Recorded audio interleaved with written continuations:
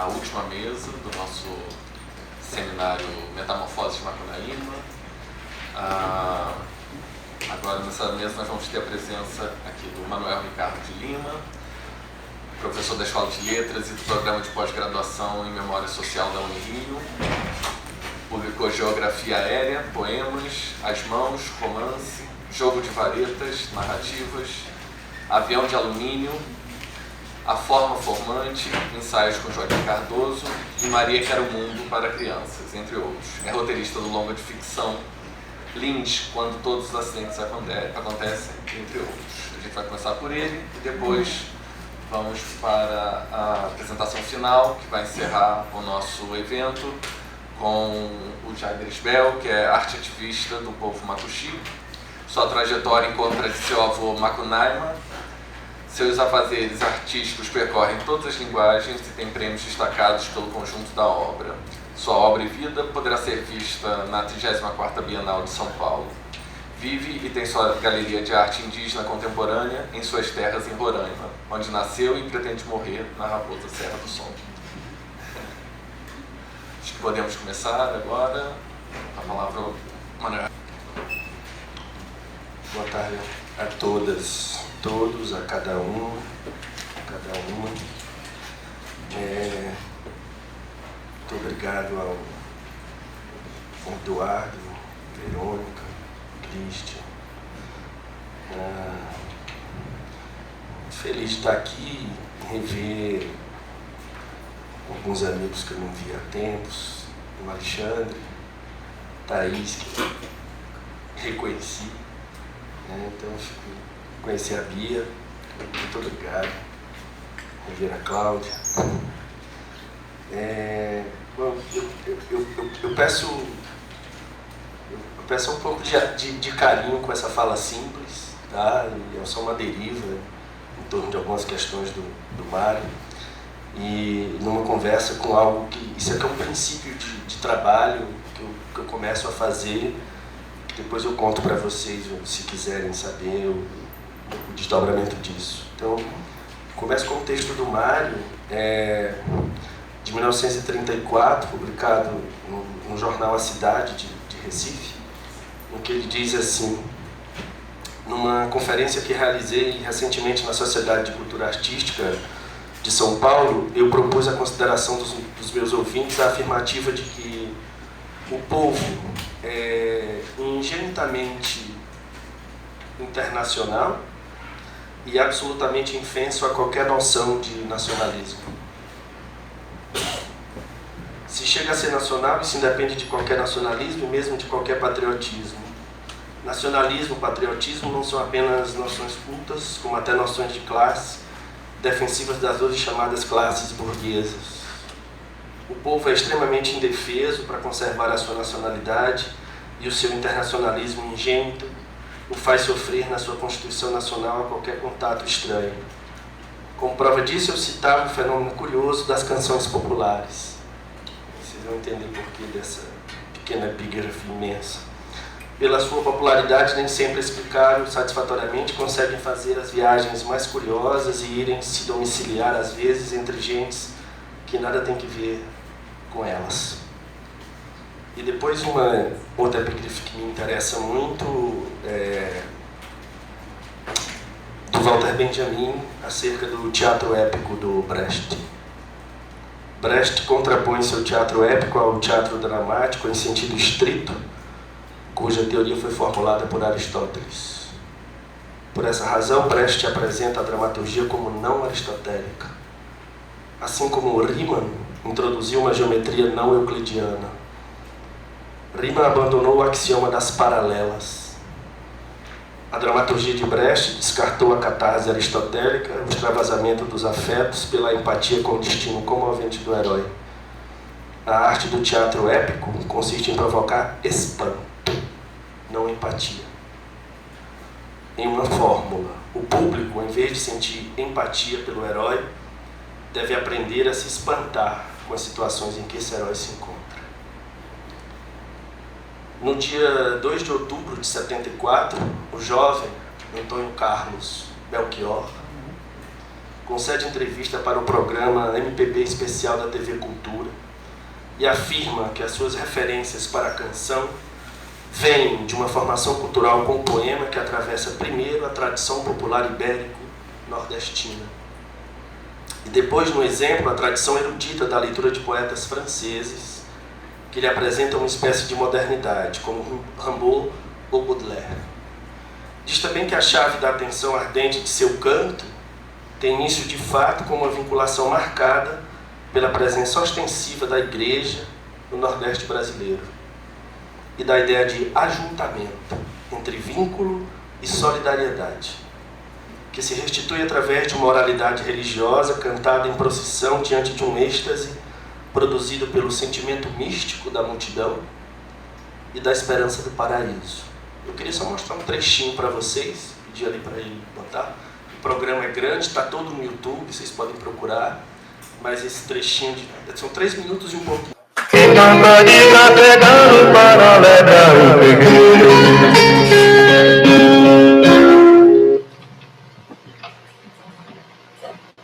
Bem, todo nordestino é muito influenciado pela igreja. A igreja influenciou tudo, né? Ela influenciou também o sentimento estético do povo. Então as pessoas identificam muito o sublime com o religioso, identificam o lírico com o religioso, identificam a música com o religioso. E também identificam a verdade final, eles identificam com a igreja. Então, a igreja marca ainda hoje o Nordeste todo. O messianismo marca o Nordeste todo. A esperança do outro mundo, a esperança do paraíso, marca o Nordeste todo. E não deixou de influenciar também, por exemplo, a minha música que eu cantei muito tempo em igreja. Então isso me influenciou muito, essa coisa de salmo. E principalmente o canto vocal. Coisa de procissão, coisa de novena, essa coisa toda, de festa religiosa, em que todo mundo canta. Quer dizer, foi importantíssimo porque quando eu vim para São Paulo, eu percebi novamente o sentimento místico da multidão, sabe? Eu havia no Ceará, todo mundo acho que tem isso. Eu acho que no Nordeste todo, Ceará, Bahia, onde tem grandes ajuntamentos de pessoas com finalidades religiosas, né? Então, a gente perde mais ou menos a individualidade, uma coisa muito... É uma espécie de êxtase, né, em que você perde a individualidade e você passa, então, a um sentimento místico da multidão, sabe? Isso é importante, que quando eu cheguei em São Paulo, essa coisa se modificou em termos de massa, assim, sabe? Quer dizer, a grande manada unida que das grandes cidades, onde a gente perdeu qualquer sentimento de vinculação. A gente fica profundamente individualizado, profundamente a gente mesmo, mas perde toda a vinculação e os laços com as outras pessoas. E isso é muito, muito ruim. Então dá uma solidão muito grande. A solidão da grande cidade, eu acho que é isso. Né? Afinal de contas, é muito bom a gente ser índio, sabe?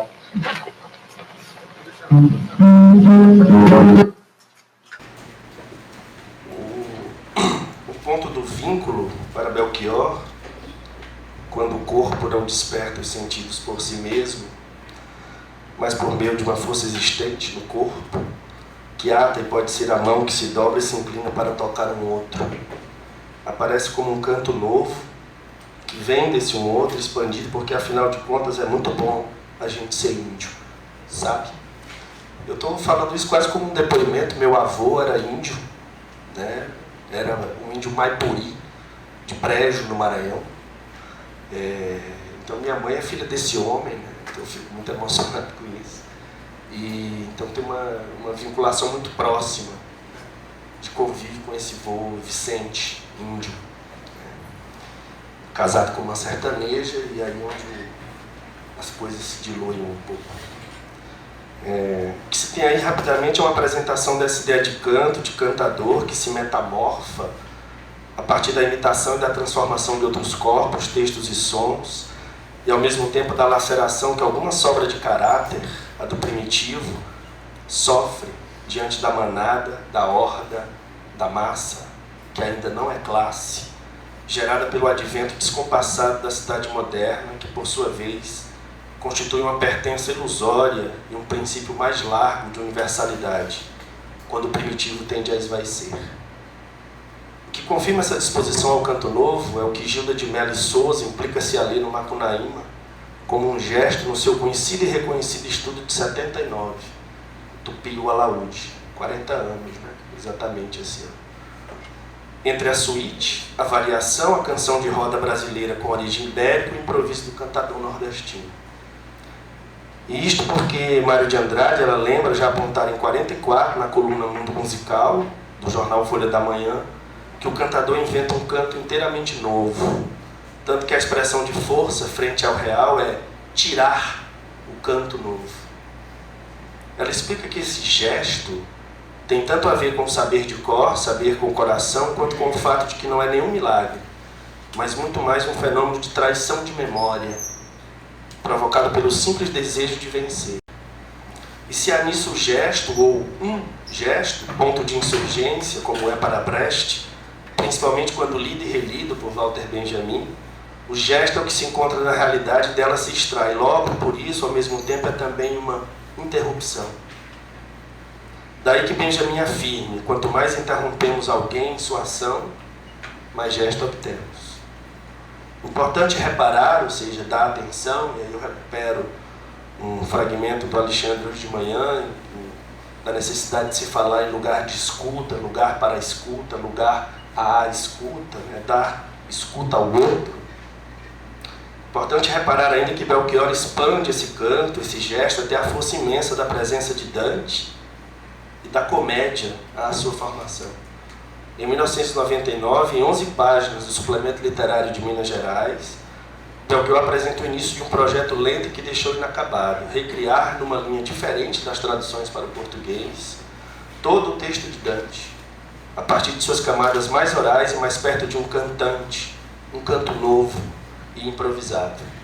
Ele modula as 10 sílabas do verso de Dante para 7, a redondilha maior, desdobrando cada instância escrita em terça para 5 versos, ou linhas oscilantes, e tentando acompanhar o que ele chama também de tradução caligráfica, esboçando pequenos desenhos quase a garatuja para a caligrafia de Dante.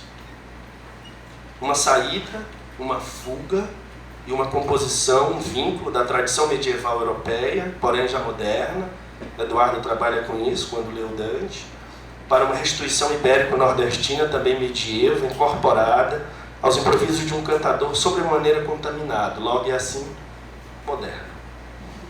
Nessa perspectiva, podemos ler e ouvir esse canto em várias de suas canções, como uma projeção que, de um lado, pontua o empenho já traçado por Raul Antelo a partir de um pequeno fragmento do capítulo 16 do Macunaíma. Macunaíma se desculpou, subiu na montanha e deu uma chegadinha até a boca do Rio Negro para buscar a consciência deixada na ilha de Marapatá. Jacaré achou? Nem ele. Então o herói pegou na consciência de um hispano-americano, botou na cabeça e se deu bem da mesma forma. O que Raul Antelo constrói a partir do fragmento é, grosso modo, um percurso intenso de algumas leituras de Mário de Andrade para depurar a escritura durante 6 dias. Eu acho muito interessante pensar nisso, porque o Metamorfose também foi escrito em 6 dias, do Kafka. E aí é só vocês repararem que tipo de herói nós temos, né? Gregor Samsa, Macunaíma. Isso é muito interessante para se pensar. De seu Macunaíma, meu é uma variedade de textos da área do prata. Coisas como, não vou dizer todos, tá, que eu listei aqui, mas só alguns. Superstições e Legendas, de Juan Ambrosetti, Resenha Histórico-Descritiva de Antigas e Modernas Superstições, Del Rio de la Plata, de Daniel Granada, Los Mitos de la América Pré-Colombina, de Adolfo Bonilla e San Martín, El Cancioneiro de Antíoco, de Antônio José Restrepo, entre outros. Depois, para a edição da José Olímpio de 37, coisas como Legendas de los Índios Guaranis, de César Felisberto de Oliveira, Dicionário Etnográfico Americano de Martim, Legendas de Guatemala, de Artúrias, e etc, etc, etc.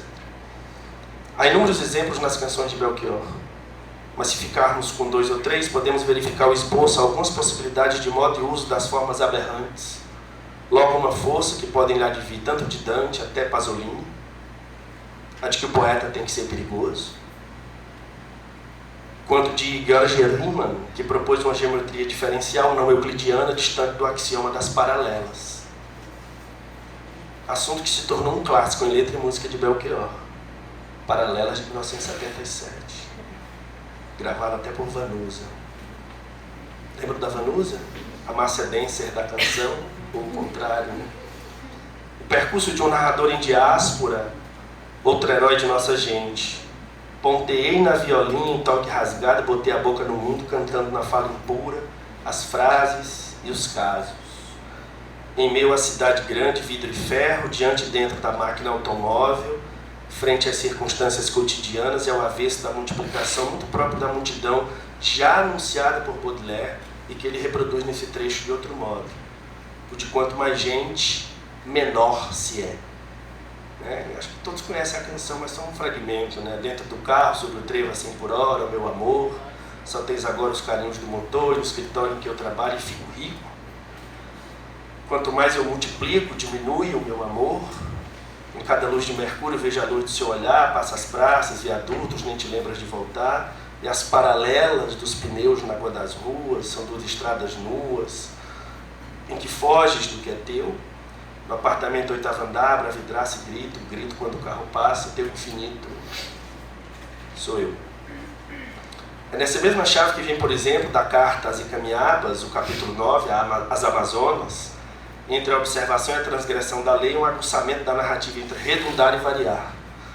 E que Raul Antelo chama atenção para como o narrador prepara a percepção de um leitor sempre suposto, ao que se metamorfa nas consequências de uma internacionalização da cultura, que vem tanto do conto de 1921, História com Data, quanto, de outro modo, nos estatutos de recalque complexo, repressão e sublimação presentes na cultura popular brasileira, que se inscreve no pequeno ensaio Dona Ausente, publicado alguns anos depois de Macunaíma, em 43.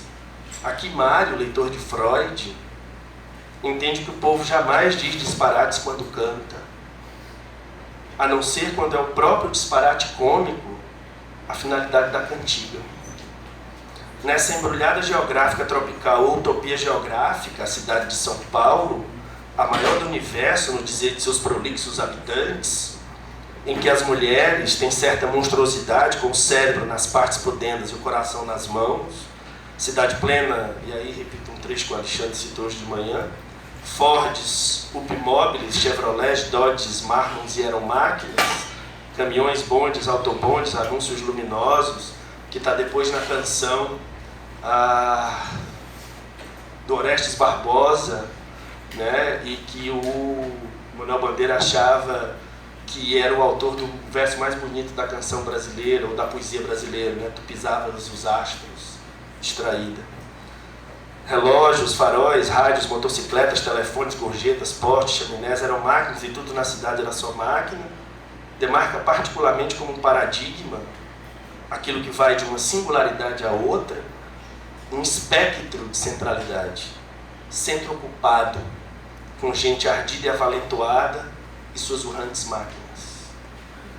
Já no primeiro disco de Belchior, Mote Glosa, de 1972, aparece um insuspeito e convicto leitor de Mário de Andrade, que se pode ler e ouvir uma canção de andamento repetitivo, chamada Passeio, quando tem-se a trajetória de um narrador embrenhado nos jogos e mimos de amar, cercado pelo estalido das máquinas, pela destinação de fábrica e trabalho, entre cimento e eletricidade, e pelos impasses entre massa e classe, através da tentativa de uma elaboração impossível para um truque de fuga daquele que é feito Macunaíma, dominado pelo medo sem muita noção da dimensão de perigo. O poeta tem que ser perigoso. Fugir da primeira diáspora, marginal e violenta, que nasceu no Piauí, sabe o que é isso? E em seguida fugir definitivamente da centralidade imposta pela ausência de qualquer direito à terra, logo sem direito de roubo, onde a cópia não é possível. Nem de imaginação amorosa. Fugir num disco voador é a diáspora ambivalente da abdução, sem retorno, quase absoluta. Eis o canto novo, metálico, que retira do real um gesto, para interromper esse real. A canção é muito curtinha, a letra, Vamos andar pelas ruas de São Paulo, por entre os carros de São Paulo, meu amor, vamos andar e passear. Vamos sair pela Rua da Consolação, dormir no parque em plena quarta-feira e sonhar com o domingo em nossos corações.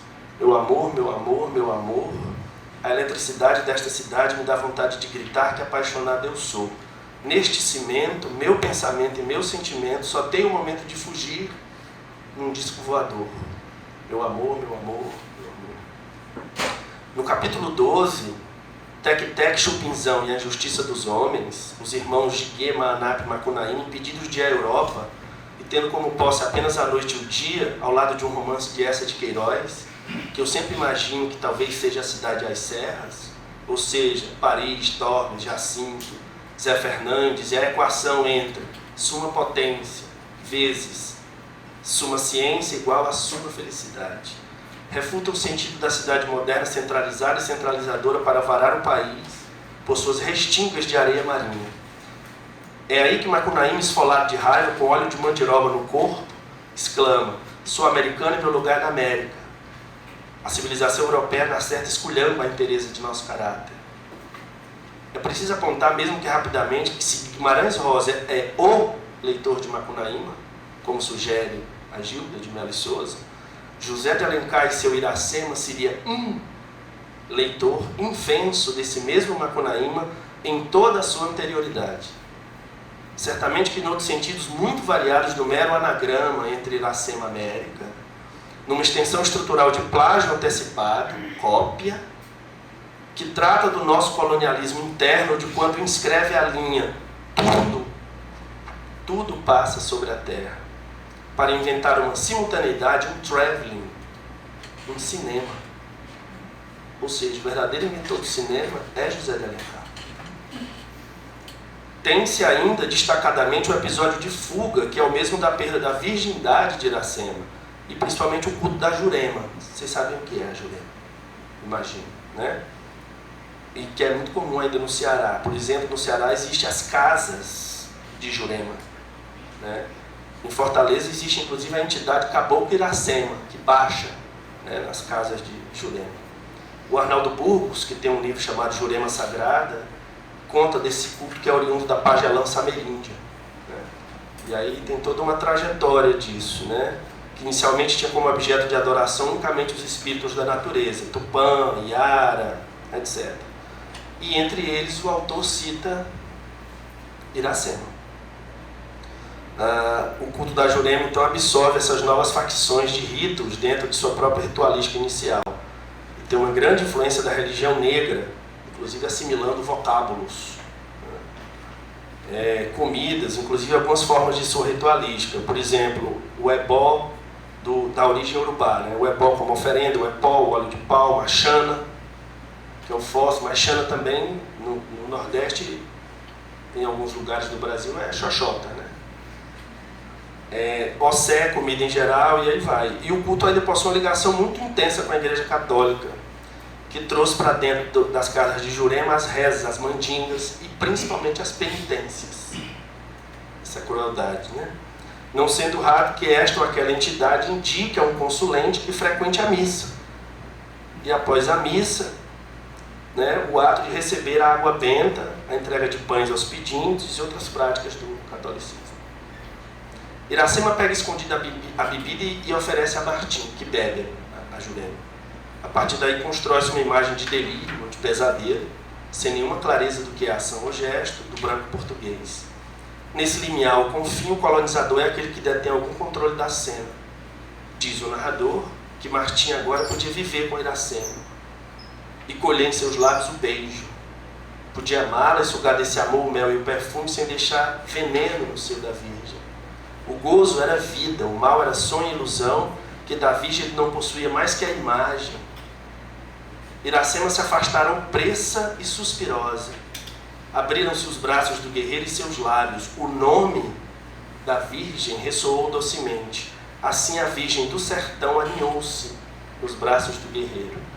Depois, exatamente entre imagem e nome, tal qual em Iracema, no capítulo 15, a Paquera de Oibê, apresenta-se o lamento do caramboleiro, que bem sabemos é uma árvore comum do Nordeste brasileiro, com flores brancas e purpúreas, originária da Índia, muito comum também na China.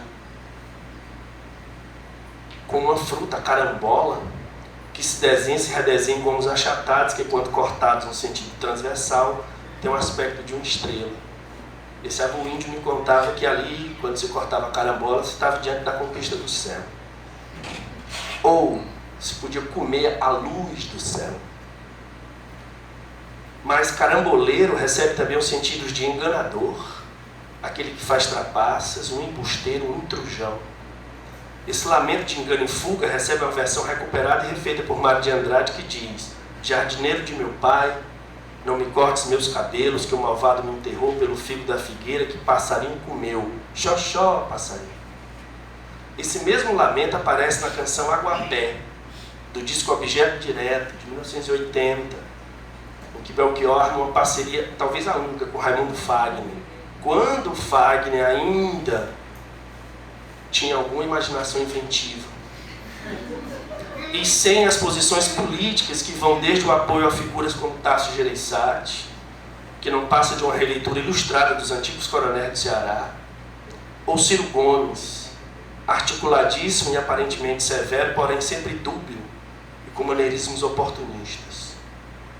Além do mais recente apoio público que Fagner deu durante a campanha e eleição de Jair Bolsonaro. A coragem, porque o medo também é uma forma de coragem, e a convicção política de Belchior, ao contrário, sempre às avessas, entre Macunaíma e Bartleby, numa ambiguidade da potência, que é sempre a potência de fazer e não fazer, essa perpétua ilusão da moral, nos lembra Giorgio Agamben, o filósofo italiano, se descortina como scherzo, scherzare, brincar, brincadeira, jogo, quase aos modos do barroco de Marinho, tão caros também a Mário de Andrade. Na canção de Belchior aparece assim: capineiro de meu pai, não me cortes meus cabelos, minha mãe me penteou, minha madrasta me enterrou pelo figo da figueira que o passarinho beliscou. Companheiro que passas pela estrada, seguindo pelo rumo do sertão, quando vires a cruz abandonada, deixa em paz na solidão. Que vale o ramo do alecrim cheiroso, que lhe atira nos braços, no seio ao passar. Vais espantar o bando boliçoso das borboletas que lá vão pousar. Esta casa não tem lá fora, a casa não tem lá dentro, 3 cadeiras de madeira, uma sala, mesa ao centro. Rio aberto, barco solto, pau d'arco, florindo a porta, sobre o qual ainda há pouco enterrei a filha morta. Sobre o qual ainda há pouco enterrei a filha morta. Aqui os mortos são bons, pois não atrapalham nada, não comem o pão dos vivos, nem ocupam lugar na estrada. Pois não comem o pão dos vivos, nem ocupam lugar na estrada. Nada, nada, a velha sentada, ruído da renda, a menina sentada, roendo a merenda. E o aguapé lá na lagoa, sobre a água nada, e deixa a borda da canoa perfumada. É a chaminé à toa de uma fábrica montada sob a água, que fabrica este ar puro da alvorada. Nada, nada, nada, nada, nada, nada. Aqui não acontece nada, não. Nada, nada, nada, absolutamente nada. E é na articulação que está em Voz da América, do disco Era Vez um Homem em Seu Tempo, de 79, com a consciência de um hispano-americano dentro da cabeça, mesmo que Walter Benjamin postule que a consciência é, muitas vezes, aquilo que melhor se adequa à mercadoria, que Belchior alarga toda a ideia recuperada de Mário de Andrade em torno da potência expandida do canto novo, do que vem da enumeração corrente nas louvações dos cantadores nordestinos e, ao mesmo tempo, de certa literatura erudita com forte impregnação popular, casos de Gregório de Matos, Gonçalves Dias ou Rabelais. A imagem do condor, que abre a canção, figura uma persistência de traição de memória e desejo de vencer. É o abutre do novo mundo, animal em voo sobre a cordilheira dos Andes, que opera no cantador o desejo de abrir a voz em meio à fúria das grandes cidades. E logo é também uma disposição ressurreta que contraria a figura do abutre do velho mundo, conjunto do qual fazem parte a águia, o falcão, o gavião e o milhafre. Ou tal como anota Mário de Andrade no capítulo 10, Pauí Podoli, de um tempo em que os animais já não eram mais homens e sucedeu no grande mato, fulano. Há ainda uma imaginação que engendra outra vez, como volta e meia aparecem nas canções de Belchior, as ideias de povo, vida proletária e comum, luta de classes, amor cortês, estudo, exílio, aventura, diáspora, referências eruditas e alguma esperança. El Condor passa sobre os Andes e a brasada sobre nós. Assim começa a canção. Na fúria das cidades grandes eu quero abrir a minha voz, cantar como quem usa a mão para fazer um pão, colher alguma espiga, como quem diz no coração, meu bem, não pense em paz que deixa a alma antiga. Tentar um canto exato e novo, que a vida que nos deram nos ensina, para ser cantado pelo povo na América Latina. Eu quero que a minha voz saia no rádio pelo alto-falante. Que Inês possa me ouvir, posta em sossego a sós no quarto de pensão, beijando um estudante. Quem vem de trabalhar bastante, escute e aprenda logo a usar toda essa dor.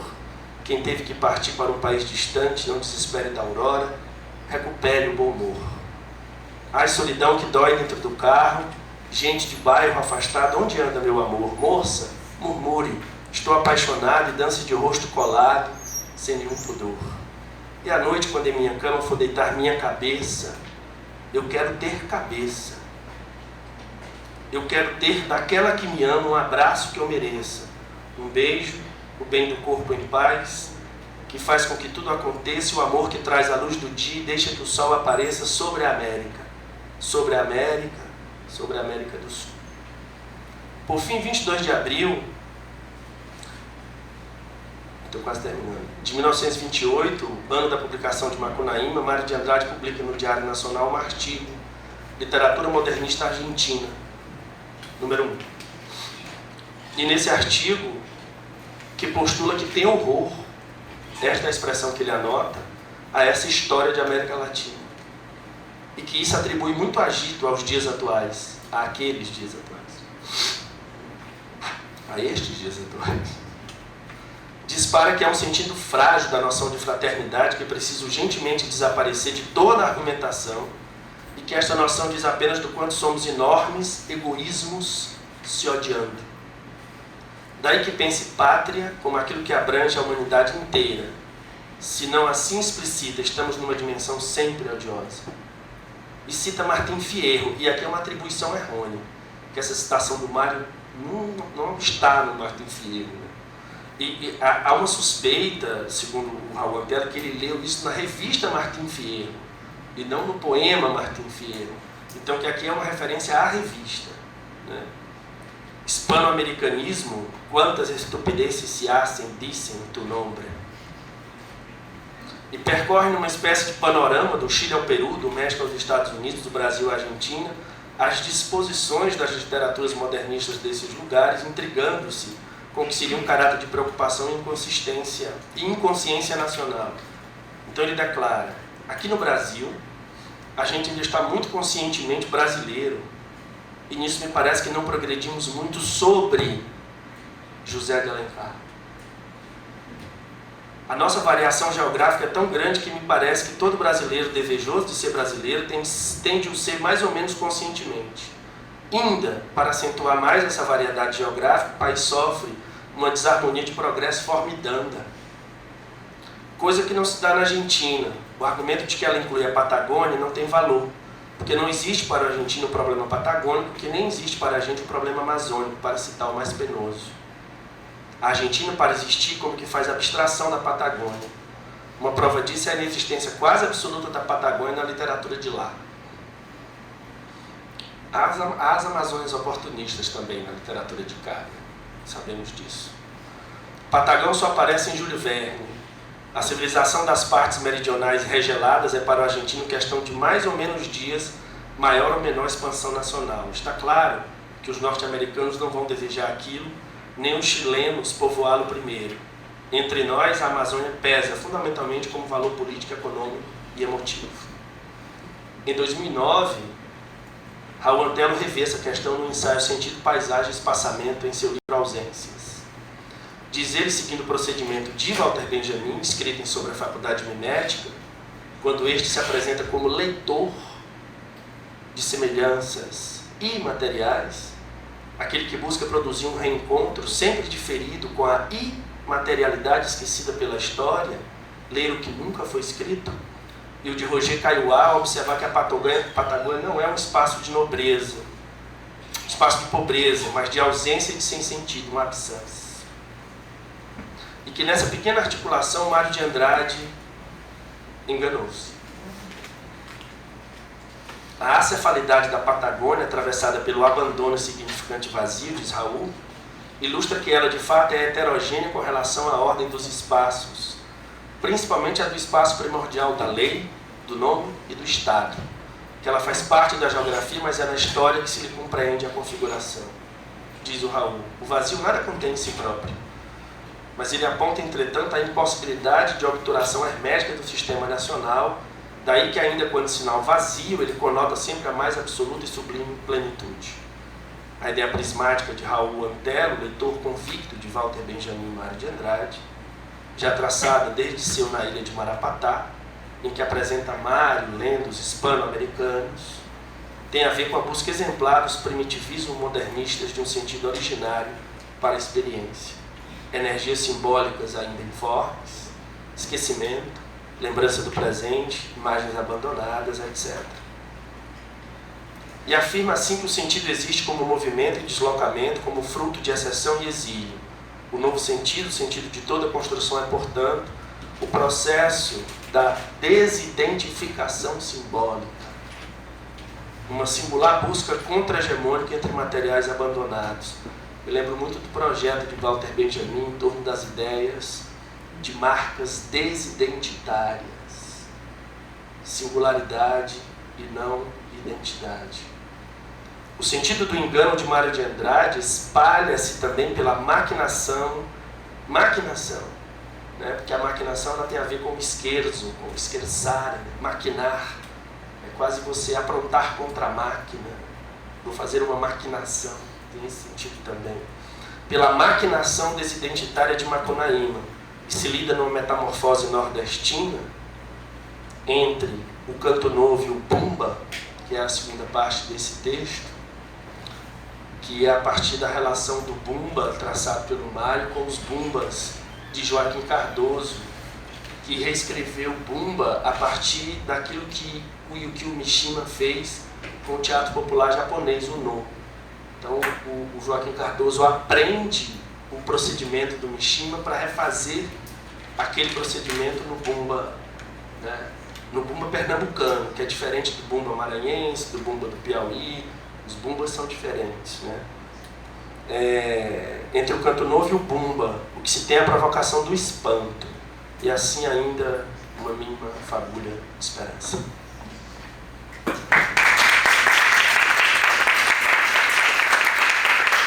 Obrigado, Manuel. Vamos passar agora para a apresentação do Jair Lisbelo. Enfim. Olá, gente. Oi, desculpa.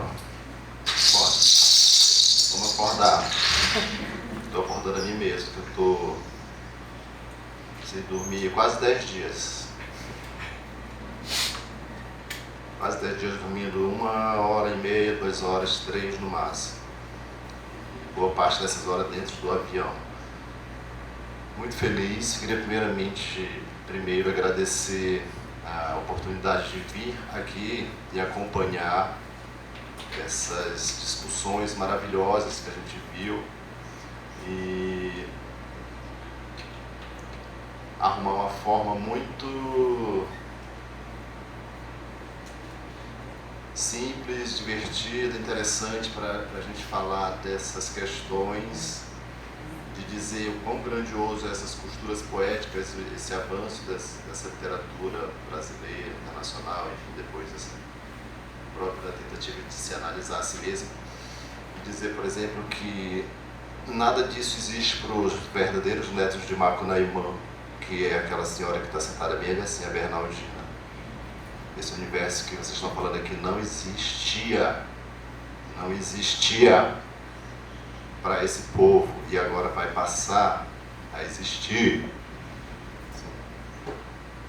Porque a gente está... Eu estou com essa performance, né? Eu acho que aqui só tem pesquisador, aqui não tem ninguém inocente aqui nessa sala, só tem pesquisador, cobra criado. Eu acho que já já sabem um pouco do trabalho, assim, do que eu ando fazendo por aí, com essa coisa do eu sou o neto de Macunaíma, esse bater no peito e dizer sou o neto de Macunaíma. Também vim aqui para dizer que essa bonequinha russa, que tão lindinha, que a Bernardina tá doida para ficar com ela, a gente está negociando essa bonequinha. Também é netinha de Macunaíma, porque essa coisa de um horizonte mais expandido, desse meu andar no mundo, é exatamente uma coisa muito simples e básica, que é percorrer esses possíveis caminhos que Macunaíma percorreu, e se ele não percorreu, alguém levou, porque pesquisa é uma fofoca muito potente. A pesquisa é uma fofoca muito potente.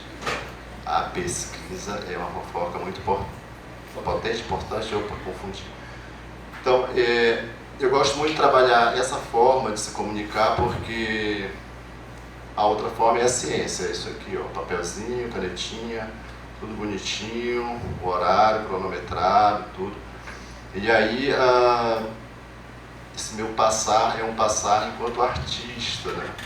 Essa ideia de é o artista que está passando e tal, não é mais nem o Jaider Spell, talvez essa necessidade que a própria ciência diga de aparecer um outro dentro de si mesmo para talvez incomodar, ou de repente quando incomoda nem era isso que a gente queria, a gente talvez quisesse ficar na nossa zona de conforto mesmo, né? E aí a gente já pula lá para frente, que a gente poderia até combinar de fazer esse teatro de sanidades, né? Mas a urgência da natureza não nos permite, que é essa coisa do que a gente vai fazer além de tudo que a gente já discutiu, né? E nessas questões imediatas que acompanha muito claro o pensamento do Ailton Krenak, o que vamos fazer antes do fim do mundo, isso vai mesmo acontecer, o que é isso, né? Então eu estou nessa trajetória. Então esse ano eu estive na Rússia realizando um evento com um parceiro artístico meu chamado William Maurits, e a gente realiza um evento chamado The Giant's Step, né? A pegada do gigante, nada muito diferente do que a gente já conhece, um outro Macunaíma por acolá, vindo de outros cantos, coisas bem manjadas, coisas nada de novidade. A única novidade talvez sejamos nós dentro disso tudo, né? E essa possibilidade de convidar, ou então, sei lá, qual é a palavra mais ou menos adequada, apontar para a grande nação coletiva que é os netos diretos de Macunaíma, os indígenas Pemão, Capão, Tronco, Caribe, Aruac, que são os verdadeiros netos de Macunaíma. Macunaíma, vamos lá, repitam comigo, Macunaíma, assim, mais ou menos, né, porque não sou falante de Macuxi. Se a Bernardina vier aqui, a tonalidade dela já vai ser bem mais firme, vai estar bem mais na raiz. E aí eu estou falando de vocês de escalas de conhecimento, do alcance das coisas, entendeu? Eu sou um Macuxi que vem dessa trajetória de escravidão, minha família vem direto sendo dessa escravidão do sistema coronelista geral, tudo. E aí a minha trajetória é exatamente isso, né? Me firmar nessa língua portuguesa, né? Estudar essa natureza humana, essa psique do homem branco e também do homem negro, do homem indígena, enfim.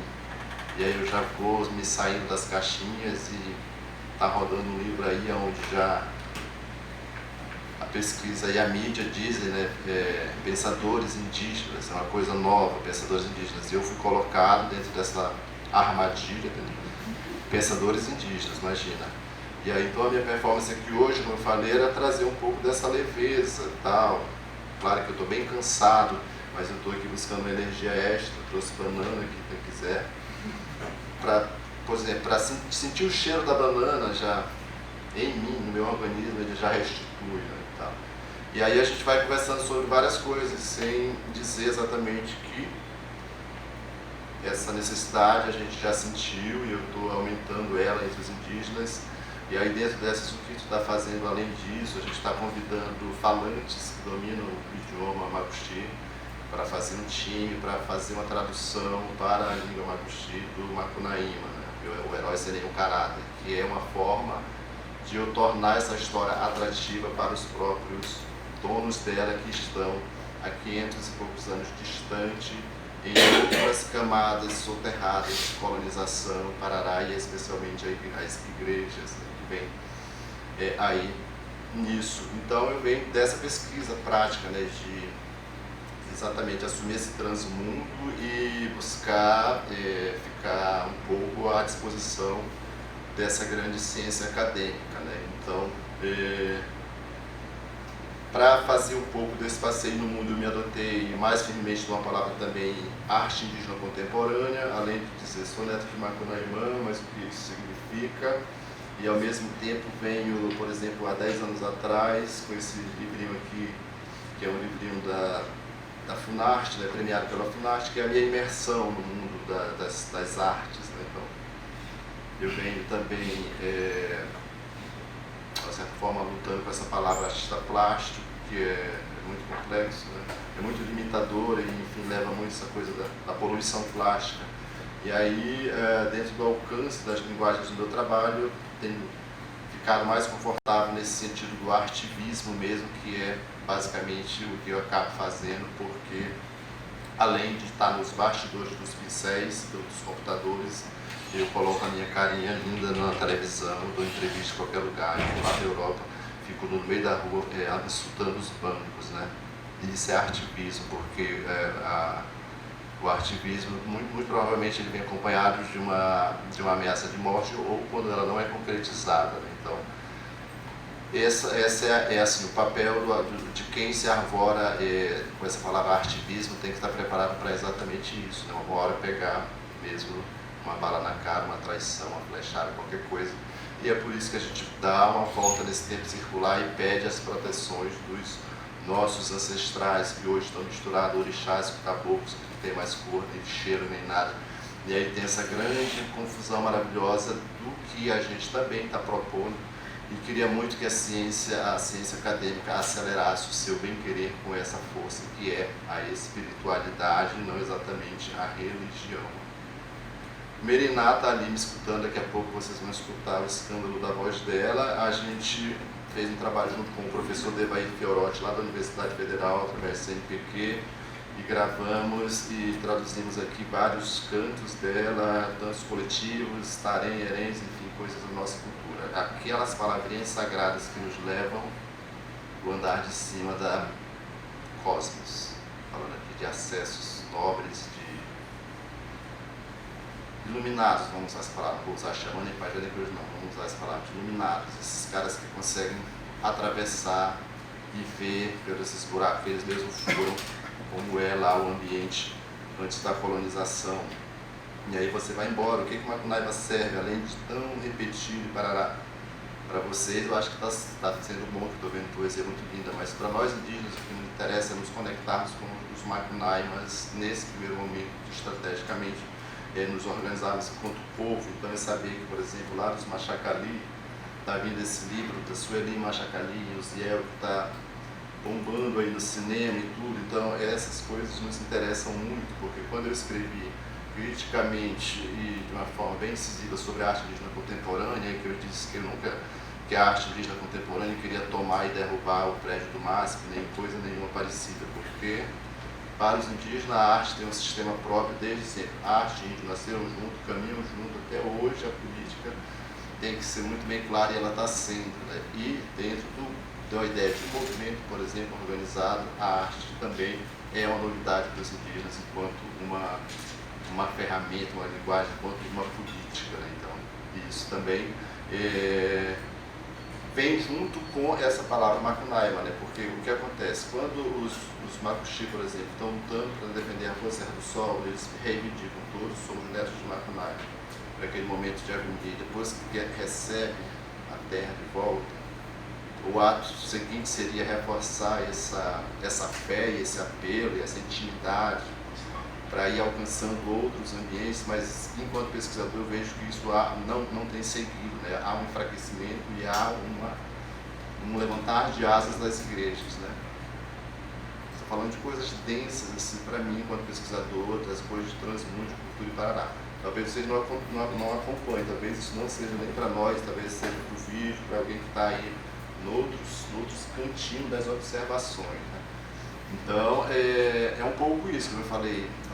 Meu desejo, minha vontade é se encontrar todos que estão aí falando, reverberando as palavras, as vozes do meu avô, porque não adianta, é muito feio falar da família dos outros sem os outros estar presente, né? Então, o sentido que eu trago é exatamente esse, gente, dessa intimidade e dessa coisa que um dia o Brasil vai ter que receber, vai ter que aceitar, não sei como, mas não tem futuro sem passar por essas questões básicas, né? Desses constrangimentos corriqueiros contínuos. Uns vão se constranger a vida toda porque não tem jeito, outros vão tomar jeito, outros vão se conscientizar, e enfim, essas coisas vão acontecendo paulatinamente. Bernardino tem certeza que ela não faz muita ideia do que eu estou falando, mas isso tem que ser ventilado de uma certa forma, né? Tudo, tá? Então a gente está aqui esses dias por São Paulo, daqui a pouco a gente vai lá no Paraná também encontrar um monte de estudantes indígenas.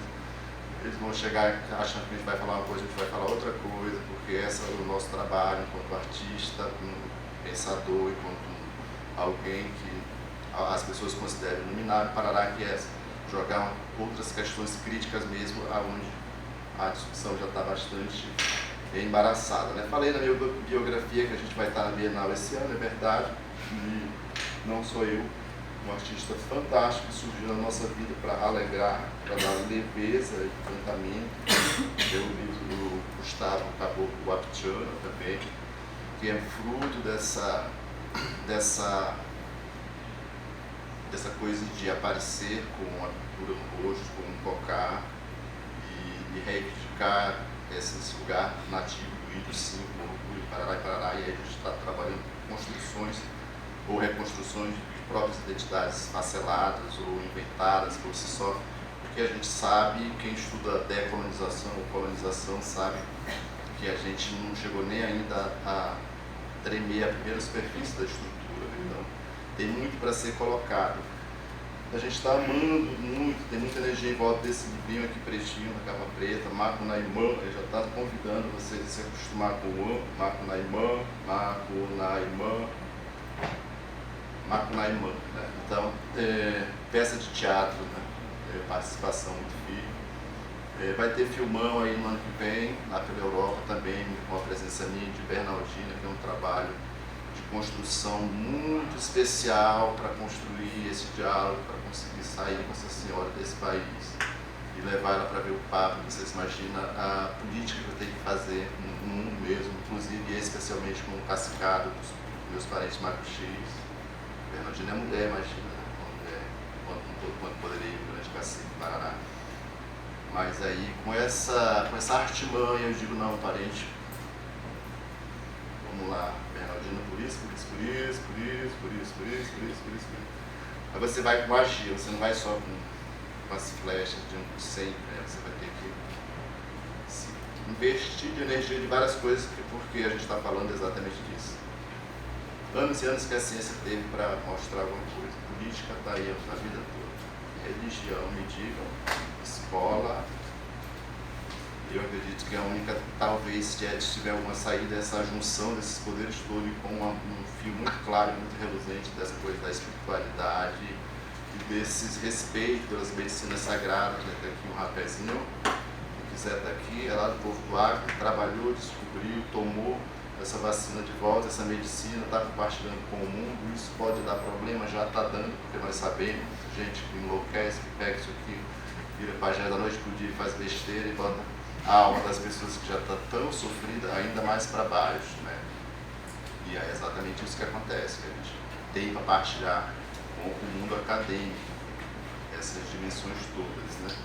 E é isso, queria falar aqui que eu estou na presença de Paula Berber, que é uma antropóloga, produtora, pesquisadora também, que mergulha profundo nesses horizontes que nos interessam da antropologia, né? Porque nós temos, sim, um recorte de antropologia que nos interessa, que é pesquisar com muita seriedade essa nossa contemporaneidade, com outras abordagens, com outros, aquelas planilhas, aqueles vocabulários, aquelas coisas não nos interessam mais, porque não dá mesmo para assistir naquilo. Então é exatamente isso, a coisa boa que eu tenho para dividir com vocês, essa felicidade e tudo. Estou trabalhando no último momento de um livro de 7 anos de gestação, que é o Antes do Céu Cair, que é um livro que venho dialogando com o Davi, com o próprio Ailton Krenak esse tempo todo na construção desse livro, que tem muito disso no filme também. E tem muito disso em todas as coisas que eu busco fazer. E é isso, gente. Eu queria realmente convidar a Bernardina para vir se deslocando aqui na frente, para a gente acordar. Bernardina mora no Maturuca, onde é o coração da Raposa Serra do Sol. Bernardina é uma mulher cristã, católica, e tem conhecimento de rezas, tarentes, de curas, benzimentos. Então ela vive muito essa coisa, desse boom, dessa junção de energias e de culturas, né? Que eu não vou usar sincretismo, que também já é uma palavra muito manjada nessas questões. A Bernardina não é minha mãe biológica. Há uns 10 anos atrás, quando ela me encontra com esse jargão de artista, e ela sempre ser artista, ela encontrou em mim o seu apoio, assim. E isso, ela de imediato, ela me adota, né, e fala para os outros irmãos, os filhos biológicos dela, que esse aqui agora é meu filho, não há mais nada que possa acontecer. Então, a partir daí, eu venho dedicando uma atenção especial para a Bernardina, como filho mesmo, como acredito que deva ser, cuidando da saúde, alimentação, toda essa questão, e dando esse carinho especial para que ela, no auge da sua juventude, consiga trocar o que ela tem de melhor, que é uma mulher muitíssimo amorosa. É isso. Aqui em São Paulo a gente fez Passo Passo Macunaíma, que você já deve ter ouvido por aí nas redes sociais. Procurem saber mais, tem coisas interessantes rolando nisso, né? Nesse Passo Passo Macunaíma, que são as palavras arcabouços para poder contemplar essa coletividade, para a coisa não ficar tão centrada, né? E ter vazões de dispersão. Então tem muita coisa acontecendo. Vou ler um poema aqui de uma música traduzido, que diz assim: Raposa Serra do Sol vai sair, nossa terra que queremos vai sair a homologação, meus parentes. Parente vai sair, nossa terra vai sair a homologação, meus parentes. Raposa Serra do Sol que queremos, saiu a homologação, meus parentes. Parente saiu a homologação. Essa é muito interessante. O limite da nossa terra está homologado, o limite dos peixes está homologado. O presidente Lula assinou, o presidente Lula assinou, o presidente Lula assinou, ele assinou, ele assinou. O limite dos peixes está homologado. Então, um exemplo da música contemporânea dentro do movimento indígena, e ele traduzido para a língua e vira um produto macuxira. Então, é maravilhoso a gente falar do lugar onde eu estou. Eu reconheço que eu tenho muitos privilégios de ter nascido netinho de Macunaíma, com esse carinho tão bonitinho. E temos que, né, trocar, porque quando assim caiu mesmo a ficha dessa herança cultural toda, né, de ter muito clara essa raiz, que não tem outra forma de ser honesto com a vida, sei lá, com o universo, a não ser proporcionar essas trocas, levar isso mais adiante. Então, quando as pessoas se procuram, o que tu está procurando já? Duas coisas: sossego, natureza preservada, e talvez uma terceira é abrir portas para quem queira acreditar na arte, investir no seu próprio talento. Ela acreditou, ela me adotou, acreditou, foi a estratégia dela de me adotar, de colar em mim, como o jovem disse, colei no Jair, está aqui, começaram a sair os produtos, e isso é só o começo e a capacidade que essa grande mestra tem. Ela fica muito triste que eu não consigo nem arranhar uma macuxi, e eu sinto a agonia, o desespero do povo nesse sentido da língua, né? Por isso meu esforço em traduzir o Macunaíma para a língua macuxi, já para entrar com toda essa densidade de pesquisa que eu falei, que eles ainda estão muito alheios, e que a gente tem muitas coisas, eles especialmente, que vocês vão ficar ali por muito tempo, mas que há ainda essa possibilidade de fazer esses fluxos, e esse fluxo só vem por meio da arte, e a arte não é amiga de ninguém, ela é chata, mas ela pode ser legal.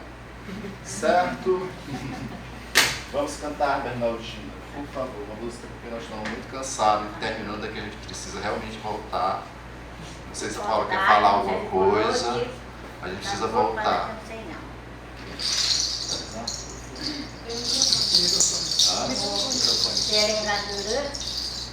Ura makushi, kaiwang ura, makushi sereng koi ura, makushi pet koi ma ura, patol ka ura.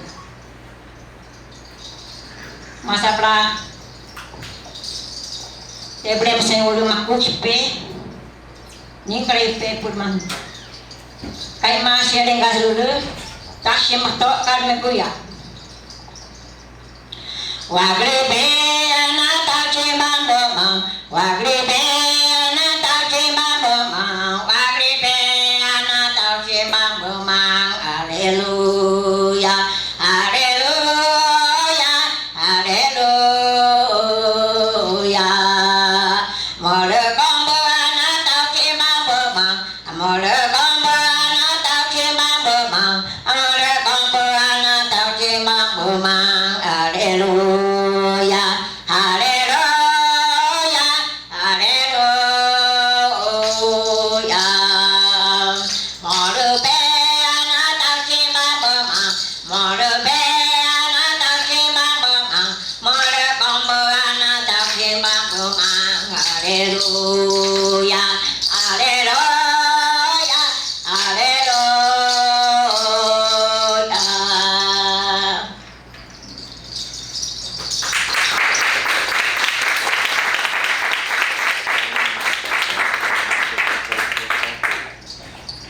Tá bom? Se deixar, ela vai embora, ela tá muito cansada, gente. Fazendo o papel chato de produtor agora, falando artista para descansar. Vamos bater um papinho, gente, vale a pena, né? Uma oportunidade tão rica. Depois dessas apresentações, acho que a gente pode abrir agora para uma conversa. Os dois foram duas apresentações distintas, mas enfim, estamos abertos. Quem tiver pergunta, vou pedir para a gente usar o microfone, tá? Que a gente está gravando. Jader, você usou uma expressão que eu achei bem interessante, que é, acho que transmundo, é isso? Você poderia falar um pouco mais dela? Como é que é? Faz uma vez? Faz... Pode ser de um grupo. Então, essa coisa do transmundo é uma palavra... Tem uma curadoria que eu fiz, uma autocuradoria com apoio da lista do Manantiz, que são meus tradutores amigos, chamado Transmacunaima, o buraco é mais embaixo. Acho que já responde duplamente a tua fala, porque... E aí isso é uma coisa também de ir no elemento da epistemologia, né? Essa coisa, qual é a intensidade que as palavras têm, tudo, e como conectar isso com o assunto da hora, essa coisa da especialmente sobre a transgenia, a transexualidade também, toda essa coisa do transalimento e tal. Então deve ter um trânsito para esse mundo que a gente está buscando. E a gente fala da espiritualidade, tá lá, mas talvez precise dessa outra palavra, que é seria uma outra via também de acesso, que é essa coisa transitiva, né, do transmundo, que é transpor exatamente isso mesmo, essa camada densa de colonialidade, esse esfriamento do espírito com a ciência, a parte do antropoceno, até o antropoceno, sabe-se lá onde, e essa coisa. E é esse romper mesmo e ir para o sentido de não esperar uma expectativa de futuro, mas entender esse tempo como um tempo circular e a partir daí aprender a lidar melhor com essa ideia de início e fim das coisas. Então está sempre transitando, é sempre trânsito, não há um estacionar, não há uma certa nem errado, vai precisar desse campo da filosofia, esse transpor mesmo conceitos, transpor limites, transpor barreiras, transpor as fronteiras totais e parciais, sei lá, transpor. Criar um distúrbio do outro lado, acreditar que há um distúrbio, que há um outro lado e acreditar nessa capacidade de criar um efeito naquele outro lado. E aí, se você cria um efeito, esse efeito volta, e aí você cria um movimento, esse movimento inflama ou desinflama, depende da agência que você coloca nisso.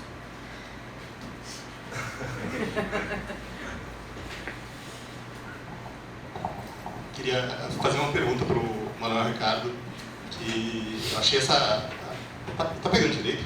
Tá, achei esse cruzamento que você fez, essa leitura paralela na verdade não é nem paralela, ela é entremeada, né? Não é imbricada entre o Belchior e o Mário, fascinante, assim.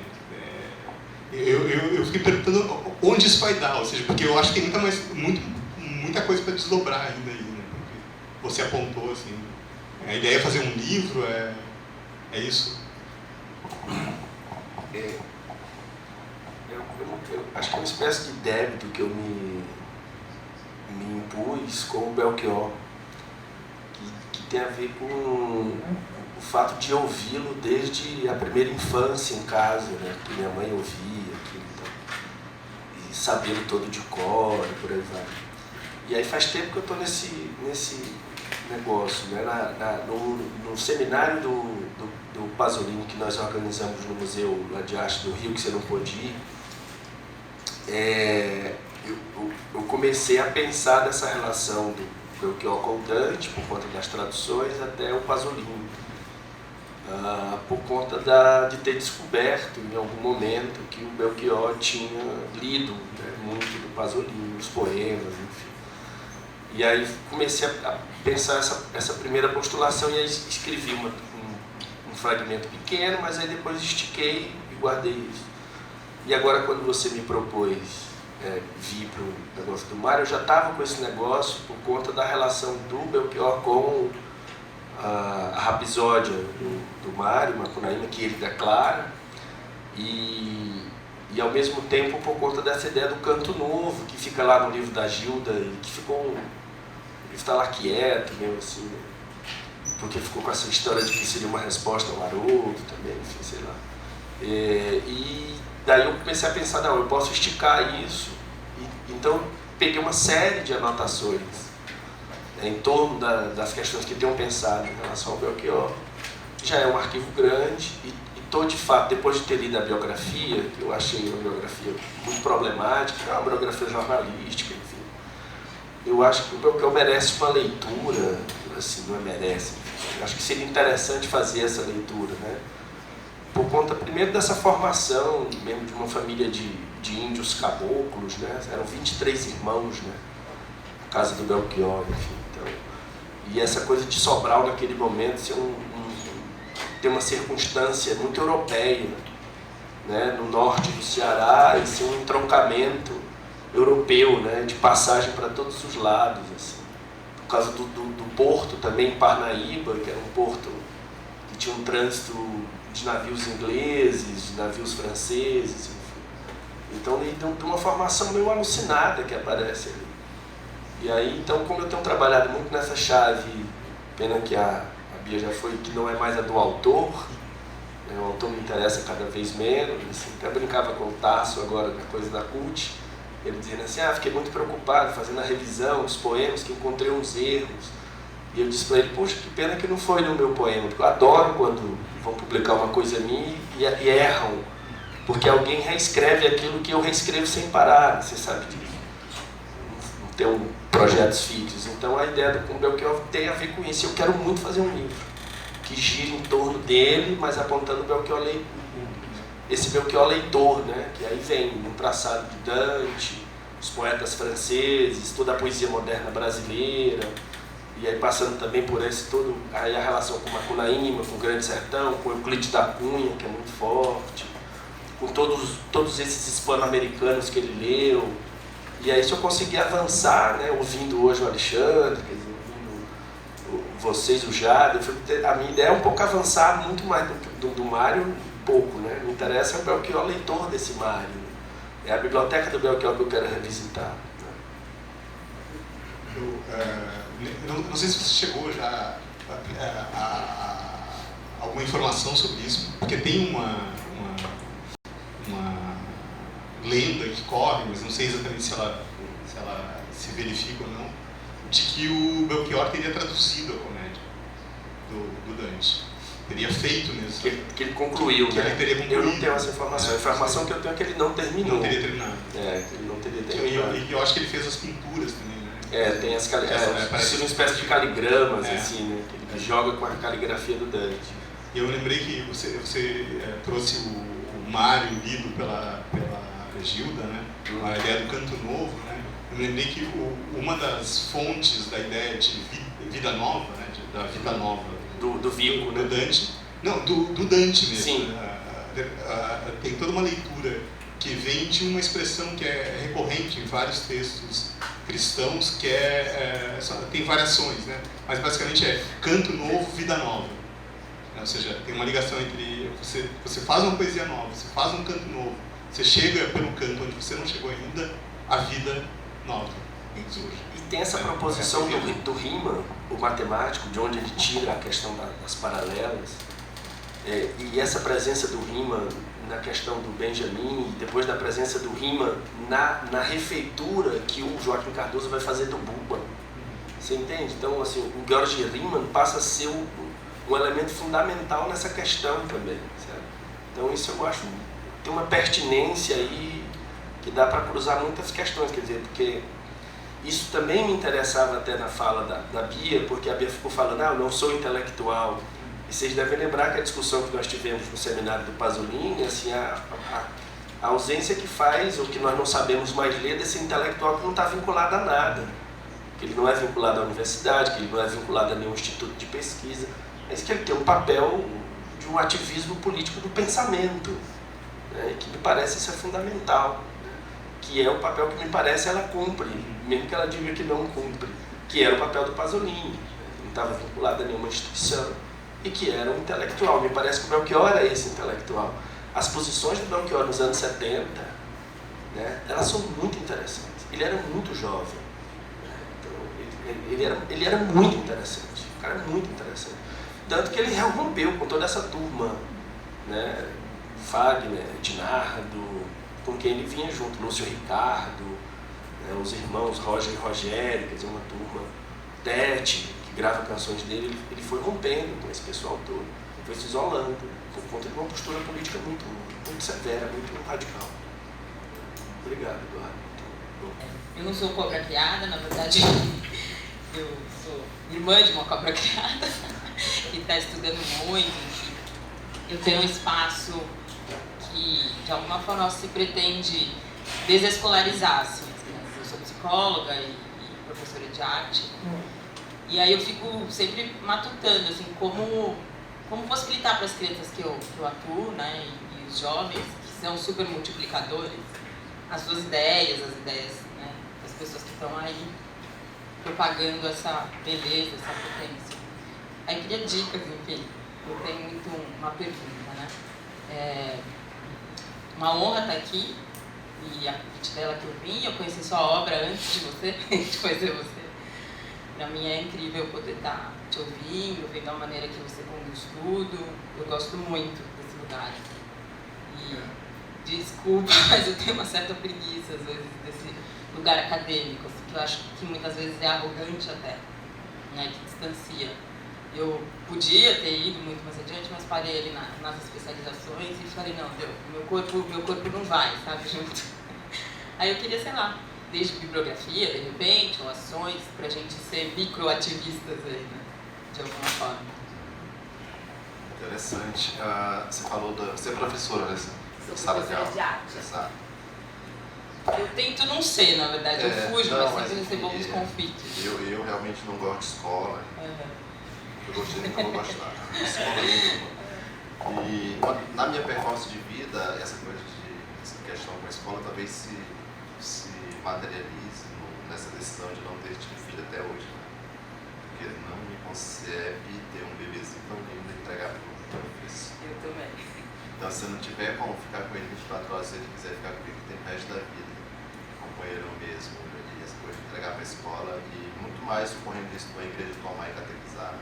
Não, né? É filho de Jaida, vai existir. E tal. E aí, como trabalhar isso na escola é um abismo grande, né? Para responder isso e tal. A nossa referência, de onde eu venho, é que não tem exatamente essa faixa de idade, de criança, infância, não sei o quê. Tudo é uma coisa só, o tempo circular, então lá com 3, 4 anos a gente fica sabendo que Macunaíma sai sendo criado pela anta e ela mesma se apaixona por ele, lá em cima faz um bebezinho, que é o Timbó e tal. Isso pra gente é fichinha para as crianças indígenas e tal. E hoje nem tanto, né? Porque a escola já está afastando isso, mas enfim. Não tem dificuldade de falar dos mistérios da vida para gente, né? Como eu não sou diretamente dessa cultura branca, eu não sei o que fazer. Acho muito complexo, tarará, é perigoso falar, porque por isso que eu não vou muito em escola fazer o quê? Eu vou inventar historinha, poder contar as histórias mitológicas mesmo, como elas são, então eu não vou. E aí é um trabalho, é uma questão assim. E ao mesmo tempo que eu não vou, eu estou dentro da escola, porque meu nome está lá, os desenhos, a criança, professor, está encucado com as minhas coisas, então. E aí eu vou ter que ir lá ver o que eles estão falando aí no carro na escola. Eu não estou muito na escola, na verdade eu recebo convites, vou, faço um trabalho para pegar uma grana mesmo e saio correndo. Eu tenho meu próprio espaço, eu não sobrevivo na escola, é real, é. Eu estou num espaço que eu considero privilegiado, que é o meu próprio espaço, e lá eu tenho um lugar junto às famílias, né? Então, para estar aqui hoje, eu remanejei todos os horários que eu tinha à tarde para terça e atendi todo mundo para poder estar aqui e multiplicar isso com as famílias, sabe? Mais perto deles. Hoje em dia, dentro dessa coisa do que fazer propriamente no seu campo de ação, o Ailton fala muito dessas redes afetivas, essas coisas do que fazer. A gente tem alguns exemplos, Passo Macunami, que é uma rede de arte de jovens, que tem a Paula, e até a senhora Bernal. Bernal está aqui pelo Passo Macunami, que é essa palavra que gera energia e vai buscar dinheiro para pagar a passagem, né? Para pagar o Uber para cá, para o nosso almoço, tarará. De onde é que a gente tira isso? Dos desenhos que a gente vende, tem coisas interessantes para ser vista ali. Então, de primeiro momento,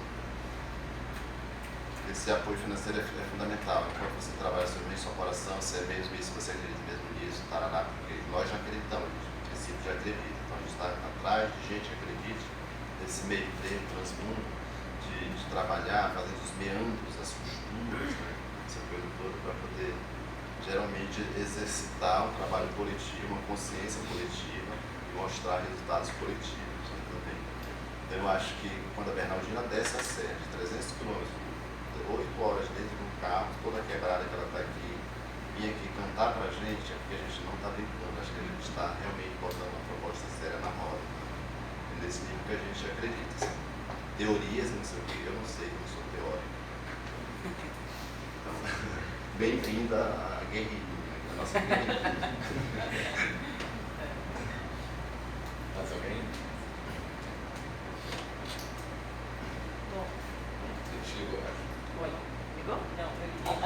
Alô. Também uma honra estar aqui. Eu fico emocionada quando eu fico perto do Jader, não sei porquê, é verdade. Fico muito emocionada. Talvez porque eu fiz Macunaíma, né? Quando eu tinha 14 anos. É muito louco essa minha volta aqui, né? Trabalhei com Antunes lá, eu era a mascotinha e agora, de repente, bom.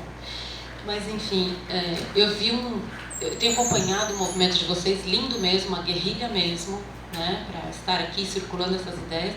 E aí eu vi o Denilson esses dias pedindo milhas para poder trocar. Eu fiquei emocionada também. Eles fazem de tudo para poder circular essas ideias e para poder chegar, né? É o Eubô, né? O Festival Bernardino vai cantar lá, vai dar uma moralizada na juventude. Na Unibis, né? A gente vai falar. Então, assim, é lindo mesmo. Tudo que a gente puder ajudar, a gente está indo, né? Ajudando. Maravilhoso. Eu acabei de chegar, esse ano eu estive fazendo ativismo na Europa, 40 dias direto, depois fui realizar essa coisa na Suíça, na Rússia, depois fui para o Canadá, Poéticas Amazônicas, acabei de voltar ontem dos Estados Unidos também, Poéticas Amazônicas, que o Brasil leva. E aí todo mundo falando a mesma coisa, todo mundo querendo a mesma coisa, falta só visitar o fósforo e fazer um rastilho de pólvora, mas uma pólvora positiva, claro.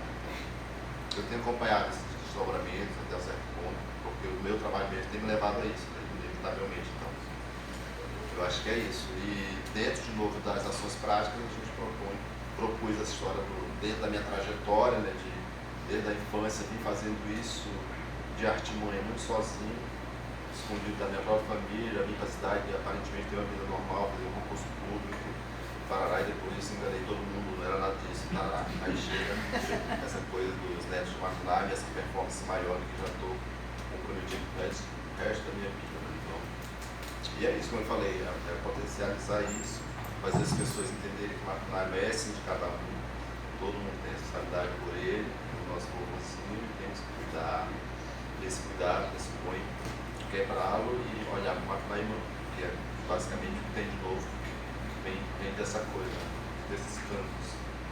E aí eu já não domino, não vou dominar, não é meu interesse dominar, mas eles existem. Vão lá no Belo Monte Horário, feliz ou triste, é uma parte do meu livro que eu falo, vão lá, perguntem a ele e tal. Essa coisa toda.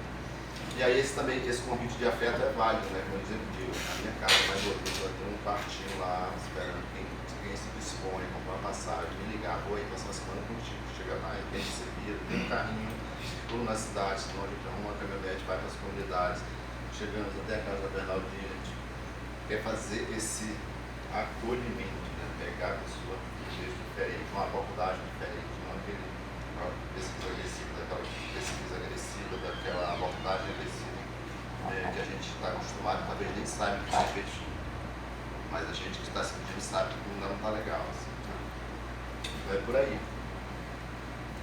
Está aberto aí, todo mundo está vendo, os parentes estão vendo, os parentes também estão espantados, estão encantados com o meu trabalho, e aí a gente usa sempre as mídias abertas com uma prestação de contas. Né? E no campo espiritual também, eu digo, gente, estou mexendo em coisa poderosa, não sou chamando, não sou pajé, mas essa energia circula. Se eu estou vivo é porque meus relatórios foram aprovados lá em cima, porque é para lá que estou mandando, não mais nada escrito por aqui. É sempre conversando com esse sobrenatural, né? É o desdobramento da minha performance arte ativista do transmundo. Acho que é isso. Um pouco isso. Eu queria só puxar um pouco para a gente. Não sei se alguém tem mais alguma pergunta. Não? Mais alguma pergunta? Eu queria só uma espécie de encerramento, vamos dizer assim. A gente falou muito aqui sobre o dia inteiro, né? Sobre Macunaíma. Passamos por essa entidade. Eu até falei isso antes do Jaider chegar aqui e falar tudo isso, junto com a Bia, mas pensando em Macunaíma como uma entidade, né, que atravessa várias obras e vários aspectos. Falamos muito de Macunaíma do Mário de Andrade, essas questões desses lugares enunciativos que o Alexandre falou no início do dia, pensando essa obra que está entre dois enunciadores ou mais, né, múltiplos enunciados. Pensamos a peça, né, como essa criação coletiva em torno também dessa figura, dessa entidade que atravessa a peça. Mas eu queria... A gente falou pouco, não falamos dele, você pode falar agora, e falamos pouco, eu acho, do Macunaíma, que na verdade são as mesmas personagens, mas transmutadas, talvez. É a mesma personagem. São três grandes pedras: Macunaíma, Macunaíma e Macunaíma. Eu já escrevi sobre isso em algum lugar, não foi, Paulo? Eu gostaria, para a gente encerrar, eu acho. Esse caminho das pedras. Para a gente encerrar, eu acho que em 3 níveis, sei lá. Em grande. Falando um pouco mais sobre Macunaíma. Eu particularmente conheço, no referente ao mito, 2 recolhas etnográficas do Cesar Armejado, não sei se você conhece, e a muito famosa, que é a do Theodor Cochrunga, que foi utilizada pelo Mário. E ali tem uma base, vamos dizer, do mito recolhido por esses personagens, né, por esses etnógrafos. Mas eu queria ouvir um pouco mais de você sobre o teu avô, vamos dizer assim, para a gente encerrar um pouco mais sobre Macunaíma, e não o Macunaíma que a gente falou muito aqui. Eu estou descobrindo, estou buscando essa intimidade, essa relação a partir de... Eu estou nesse processo de autodescolonizar mim mesmo, eu estou me escarificando aqui. Então esse contato com a língua ele tem me dado muito acesso. E aí nesse campo arte, performance, pagelança, chama de sei lá o que de palco, a gente... Eu pelo menos sinto, sou muito honesto com isso e a energia que eu busco partilhar vem disso. Tá? Acho que botei muita informação naquele livro lá, naquele Macunaíma Meu Avô em Mim, não sei se você conhece aquele artigo que foi publicado na Iluminuras, tem muitas pistas daquilo ali e tal, mas enfim, é uma pesquisa muito de intimidade espiritual, assim, que eu não levo exatamente para cá, para esse lugar de fala, mas o lugar de fala que eu digo preste atenção na Bernardina e tal, porque eu sou muito honesto, o Macuxi é tão fragmentado culturalmente nesse eixo Macunaíma, por conta das colonizações e igreja de Parará, por exemplo. A Bernardina, se ela quiser falar daqui a pouco, ela vai dizer alguma coisa, que ela sabe de Macunaíma, que inundou por ali, tem uma pedra ali que ele mexeu, tem o segredinho que ele botou nas blocas das pedras e tudo, mas tudo muito assim, pulverizado, como você vai falar, mas talvez nem seja isso, porque depois, buscando entender essa dimensão de cultura, eu me perguntei e me respondi a mim mesmo, né? Ninguém precisa saber de tudo. Se você sabe de tudo, o outro não é mais interessante. Em termos de cultura, tem que ser partilhado, pulverizado, tem que estar vivo e dinâmico mesmo. É a questão da oralidade, né, e tal. Então é um pouco nesse sentido. Então eu não aprofundo muito essa coisa de quem é de fato Macunaíma. Eu não me faço mais isso também. Quem de fato, isso para mim não faz o menor sentido. Tudo. Aí, dentro desse pesquisa do Macunaíma com essa energia transformadora, com esse trucks, né, como se fala, como esse sacana. Aí quando eu digo que, eu também não vou questionar se o Mário roubou, se não roubou, eu digo o Macunaíma que se jogar na capa do... Então eu mesmo respondo as minhas angústias disso, foi o vô que sim, ele sabia que era melhor pra gente, se jogou lá e se lançou no mundo e tal. Para quem quiser ir atrás dele, visitar e tarará. Então o Macunaíma para mim é uma pessoa que não tem início nem fim, como eu falei, nasceu no Monte Roraima, nasceu mais lá, quando chega lá em Macunaíma, no Monte Roraima, você vai entender, talvez que lá dentro tem as cavernas que entram para dentro do mundo, então não há um limite, é assim, você chegou na borda, não tem borda, você entrou no meio do mundo, caiu nas bordas da terra, então já cai de novo nesse escorregar de se negar a se revelar simples e responder com conclusividade. Né? Então é isso aqui, ó, o Monte Roraima está aqui, um grande monte, mas lá no meio dele tem um buraco, que é o interior da terra, que os novos acreditam estão guardando lá, que é a nossa reserva de mundo. Então nós estamos de novo na história de fim de mundo, né, vó? Eles brancos, os pretos, sei lá, os pardos, vão se achar com seus próprios fim de mundo, porque a nossa história está bem completinha aqui. Completinha ao mesmo tempo pesada. Quando eu digo, a Bernardina sabe de um túmulo, o outro parente lá do outro canto sabe. E aquele já não sabe, mas o museu sabe, o outro padre sabe. Então, Macunaíma está distribuindo tudo isso. E talvez Macunaíma não queira, não é interesse dele se desintegrar disso, se juntar de novo nesse pedestal. Será que ele quer isso? Eu acho que não. Eu acho que não, acho que não tem, como eu falei, com uma energia tão densa, tão integradora, não tem mais como juntar. Outra poética que eu faço na ilustração, por exemplo, o meu punho é o planeta Terra. Lá em Roraima tem o Monte Roraima, que é aquele tronco petrificado, que por acaso é um dos lugares mais antigos do mundo, que por acaso eu nasci, a Bernardina também, em Macuxi, nesse tempo, e isso para nós acaba sendo uma maldição. É uma bênção, é uma maldição esse povo ter essa rocha lá, enquanto todas as culturas basicamente no mundo reivindicam a sua grande árvore, os bonitos, os Macuxi, Oxantara e Pantém, a árvore lá para fazer essa ligação cósmica, concreto, parede, pedra mesmo e tal, e geologia explica, ciência explica, magia explica e tal. E aí tá, a árvore está lá naquele ponto, Macunaíma que eles corta a árvore, matematicamente. A árvore cai no sentido da Amazônia, cria toda a Amazônia, todos os rios, tudo que nela há. Aí os galhos bateram bem aqui no limite da Amazônia, mas as frutinhas eram redondinhas, leves, então elas rodearam todo mundo, frutinha correndo para cá, banana, caju, abacaxi, se soltaram em todo mundo, se levaram não sei quanto tempo, maduraram, começaram a dar frutas nesses lugares e agora a terra faz isso aqui, essas sementes talvez elas corram todas atrás da sua grande raiz, que é o Monte Roraima. Quando elas chegam no Monte Roraima, elas pulam lá em cima e caem no buraco, que não é o buraco dele, mas é o buraco do outro mundo reserva. Já cai de novo, não tem fim, nem início. O fim e o início me conta. É mistério, gente, maravilhoso. É o melhor enredo que tem.